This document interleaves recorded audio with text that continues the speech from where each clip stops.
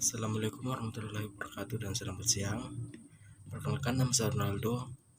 NIM nomor induk mahasiswa 19 10 421 051, jurusan manajemen Universitas Fajar. Akan menjelaskan tentang manajemen kerja dan pengembangan karir. Pada penjelasan saya kali ini, saya akan memberikan sedikit pengalaman saya tentang selama saya mempelajari manajemen kinerja dan pengembangan karir ini, yaitu pertama tentang manajemen kinerja dan pengembangan karir. Kita masuk dalam pengertian penilaian kinerja. Penilaian kinerja adalah organisasi, suatu perusahaan atau perusahaan perlu mengetahui berbagai kelemahan dan kelebihan pegawai sebagai landasan untuk memperbaiki kelemahan dan pengembangan pegawai. Penilaian kinerja dapat memberikan gambaran tentang keadaan pegawai dan sekaligus memberikan umpan balik dan mengukur kontribusi dari individu dan instansi. Dan fungsi penilaian kinerja itu sendiri adalah sebagai salah satu faktor kunci guna membangun suatu organisasi secara efektif dan efisien, sebagai memiliki manfaat dan fungsi dari itu penyelesaian kompensasi dan pengembangan kinerja. Penilaian kinerja sebagai pembalik meningkatkan kinerja, itu untuk bekerja sesungguhnya tidak sekedar menilai seorang dan harus menilai dengan bersifat efektif, lepas dari kepentingan sendiri, adil dan memberikan nilai yang sesuai dengan kriteria kinerja karyawan tersebut dan konsekuen. Standar pedoman yang ditentukan. Standar pedoman yang ditentukan dalam penilaian kinerja itu yaitu sebagai memiliki faktor-faktor yang melihat faktor-faktor yang dinilai, ketentuan yang dinilai, bagaimana teknik atau model penilaian. Adapun langkah-langkah dalam penilaian kinerja itu, kita harus mengetahui tujuan dari penilaian kinerja ini apa, standar dimensi yang dimiliki kinerja, kemampuan yang dimiliki kinerja tersebut, metode penelitian dan evaluasi. Pentingnya merancang tujuan dalam penilaian kinerja, yaitu sebagai untuk merancang tujuan tertentu, tujuan yang dirasakan sulit untuk dicapai, partisipasi karyawan dalam perencanaan tujuan, sering pembalik antar kinerja karyawan akan mengatur tujuan yang lebih jauh. Pada perencanaan karir dan pengembangan karir ini, karir dapat terlaksana di peran manajemen berdasarkan keluhan bagaimana penilaian kerja dilakukan dan bagaimana program pengembangan karir dapat dilakukan. Pengembangan karir dapat dilakukan itu dengan peran manajemen sangat penting bagi pengembangan karir, sehingga agar karyawan dalam mengembangkan karir mereka dapat melihat contoh, dan manajemen juga bertujuan untuk memberikan contoh kepada suatu karyawan bagaimana cara kerjanya. Penilaian kerja efektif atau orientasi masa depan. Karena melihat pengembangan karir, pengertian perencanaan karir. Karir adalah sebuah jabatan atau pekerjaan yang pernah dilakukan oleh seorang dalam masa kerjanya. Jalur karir urutan jabatan atau pekerjaan yang membentuk karir seseorang. Tujuan karir adalah posisi yang diminati seseorang di masa depan sebagai tolak ukur pengembangan karir. Apa itu pengembangan karir? Pengembangan karir adalah proses pengembangan kemampuan kerja individu dalam rangka mencapai karir yang diinginkan. Dari kesimpulan penilaian kinerja ini kita dapat mengetahui yaitu sistem manajemen kinerja terdiri atas pengertian, pengukuran, dan pemberian pembalik informasi kinerja, dan tujuan dari penilaian kinerja ini adalah evaluasi kinerja, mengembangkan diri, pendirian standar kinerja. Materi berikutnya yaitu perencanaan karir dan pengembangan karir. Karir adalah semua jabatan atau pekerjaan yang pernah dijalankan oleh seseorang dalam masa kerjanya.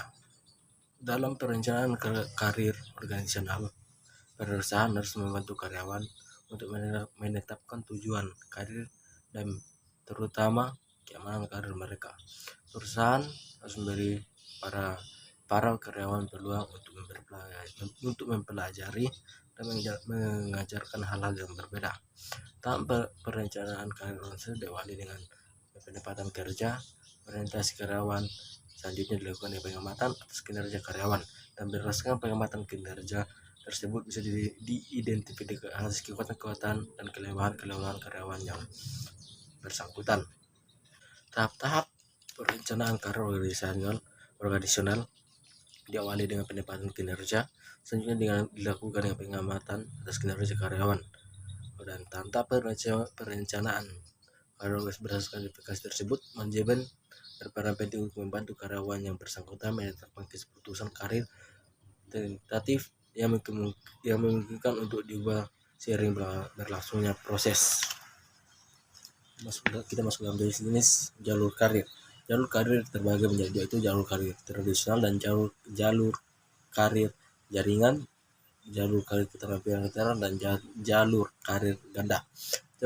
Jalur karir tradisional merupakan karyawan berkembang naik secara vertikal dan horizontal dari suatu jabatan tertentu ke jabatan berikutnya.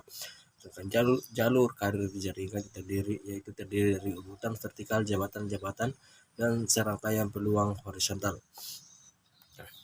Jalur karir lateral berpindahan lateral dilakukan dengan perusahaan agar karyawan bersama kembali dan menentukan tantangan baru.